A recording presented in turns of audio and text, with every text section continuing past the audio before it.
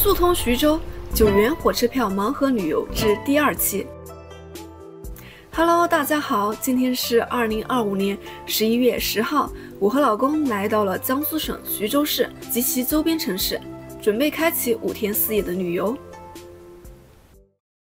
前情提要，在上一期连云港视频中，我简单跟大家科普了火车票盲盒的使用方法。至于使用限制，就是1个月内每个账号只能开1次盲盒，所以等到11月，我和老公才再次开启了盲盒旅游。本来盲盒开出的目的地是山东枣庄，但看了一下枣庄景点几乎全部收费，可选择范围很小。但旁边徐州景点大多免费，而且两地间仅相隔了1站距离，于是准备提前下车，直接来到徐州旅游。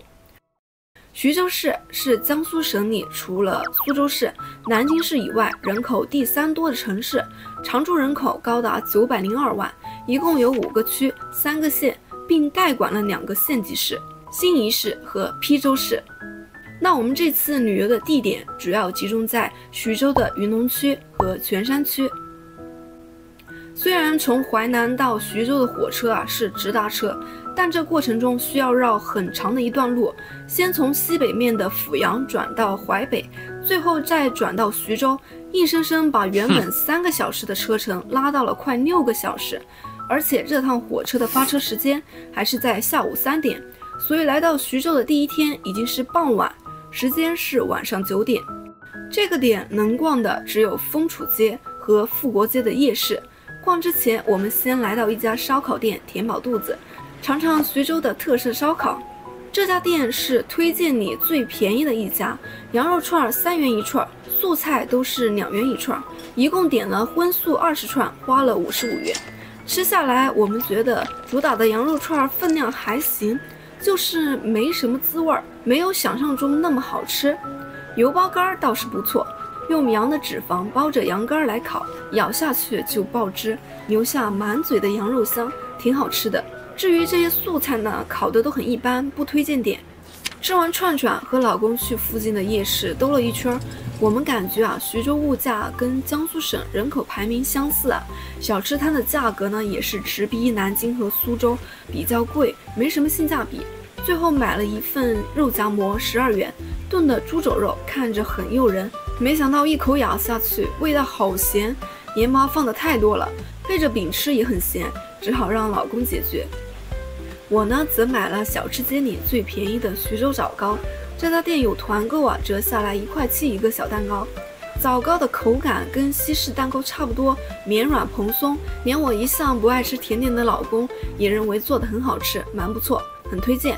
吃完和老公到预定的民宿休息。徐州最便宜的民宿大多集中在地铁人民广场站附近，像秋冬淡季的话，我们住3晚一共花了200块，平均1晚的价格在60到70元左右。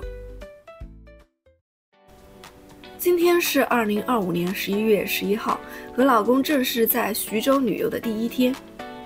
徐州市区的免费景点很多，第1站我们来到了5A级景区云龙山。这座山的海拔很低只有142米，爬半小时呢就可以轻松登顶。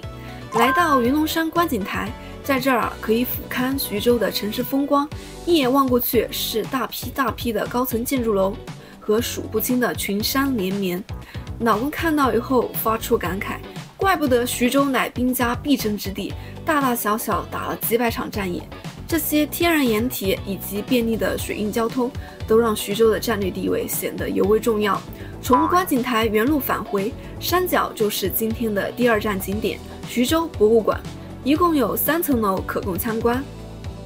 博物馆不大，但藏品真的巨多，馆内展出了各种精妙绝伦的汉代玉器，以及很像 Q 版人物的跳舞陶俑。毕竟作为汉高祖刘邦的故乡，两汉文化的发源地，徐州不仅拥有20座王陵墓葬，考古所发掘出来的丰富陪葬品更是令徐州博物馆成为了全国唯一拥有金缕玉衣、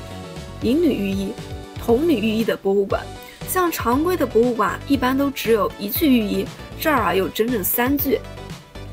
的确值得一来。怪不得博物馆需要提前预约，每天限额1000。来此参观的游客真的络绎不绝。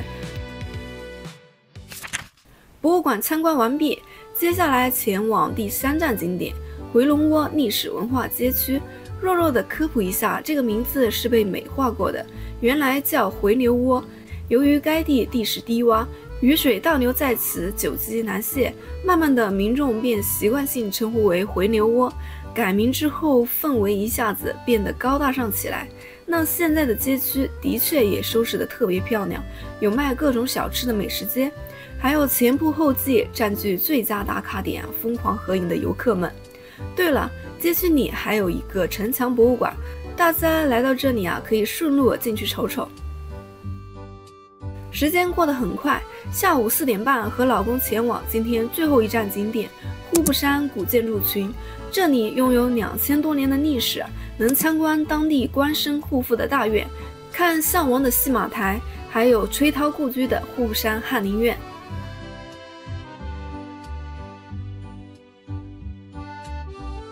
话说这翰林院一共占地5200平方米，内设12个四合院，里面还有150多间房，可以说是目前为止我去过面积最大的名人故居。只是里面大多数房间没有什么藏品，显得光秃秃的。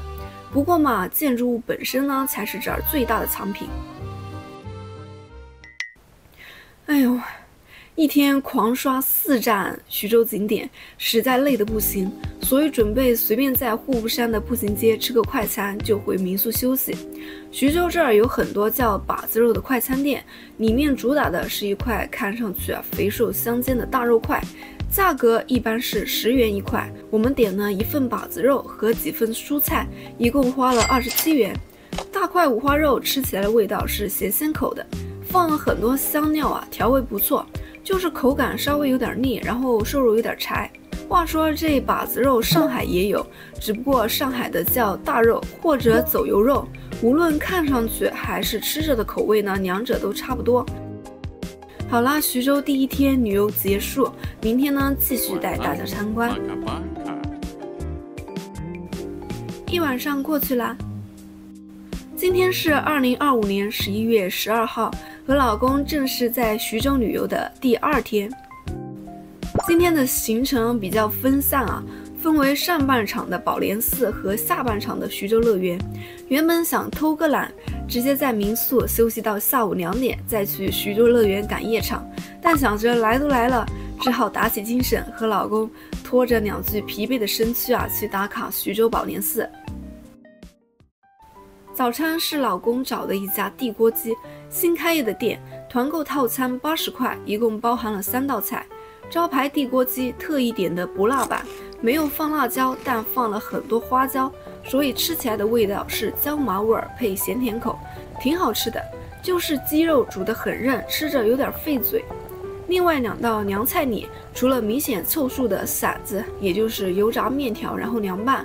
最让我惊艳的就是这道糖醋茄子。茄子表面裹了薄薄的淀粉和融化了的糖壳，炸出来的面衣脆而不硬，一口咬下去，酸甜的口感配着柔软的茄子肉，简直好吃到爆超级推荐。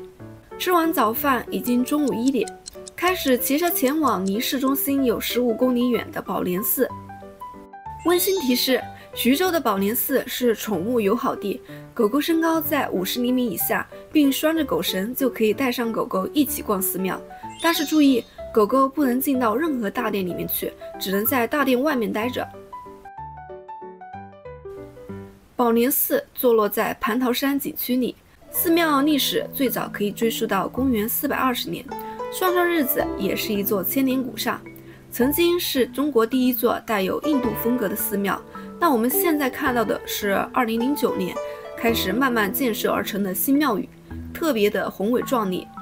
寺庙内的大雄宝殿是全国最大的大雄宝殿，除此之外，沿着道路一直走到寺庙尽头的通天阁，是全国最高的佛阁，里面有一座高约40米的雕像，是全国最大的室内断铜佛像，名叫天冠弥勒佛。什么概念呢？差不多14层楼那么高的公寓就是雕像从头到尾的高度，连弥勒佛坐下的莲花台都有5.5米高，视频里不大看得出来有多壮观，只有到现场才能身临其境地感受到冲击。总之，拥有3个全国之最的寺庙呢，真的5星推荐。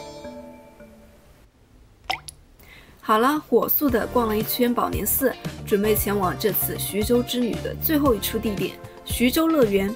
它是苏州一家公司在2012年给徐州开发并建设的游乐园，总耗时8年，分3期建设。园内一共有5个主题乐园和1个水上乐园，占地面积高达1.2平方千米，跟上海迪士尼的面积差不多大。但实际玩过的人都会觉得徐州乐园很小很小，甚至比不上面积只有它1半大的欢乐谷。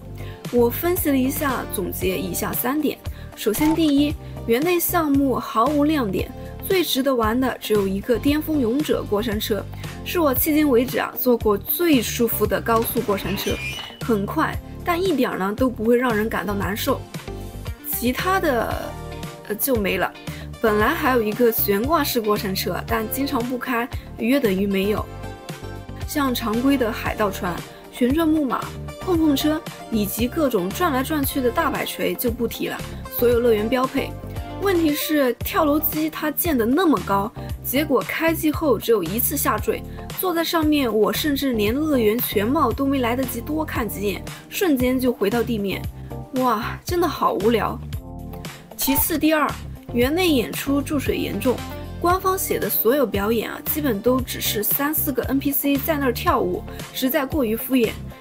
2023年12月我们去的上海欢乐谷也是淡季中的淡季，但至少大型沉浸式剧场随时都能看。园内所演出的新上海滩风云也是该爆破的爆破，演员吊威亚飞来跳去的，一点不含糊。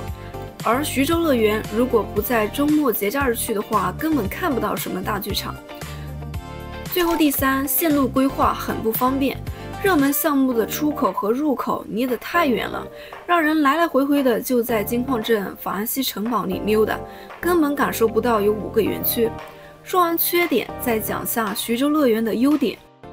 首先，人力肉眼可见的旺盛，园内参与 cosplay 的员工是我去过所有乐园里数量最多的， cos 的种类呢也是5花8门，完全数不清。而且每位游客一进园就会领到活动说明卡和一张咒令，卡上写找到小摊与 NPC 互动，玩游戏赢的人就可以获得1张咒令，反之扣除1张咒令。收集的咒令满10张起就可以兑换小礼物，真的很像小时候在学校过6一儿童节的即视感。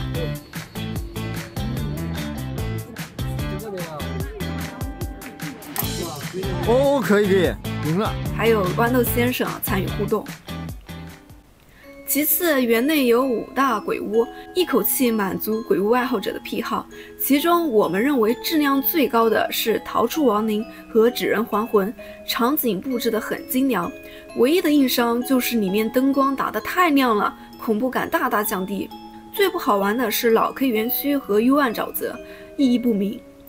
第5个新开的暗黑加勒比鬼屋，需要额外加10元才能进去，里面呢也不吓人只是一个纯拍照的地方，用来拍摄小视频还蛮不错的。暗黑马戏团布景呢很有氛围感。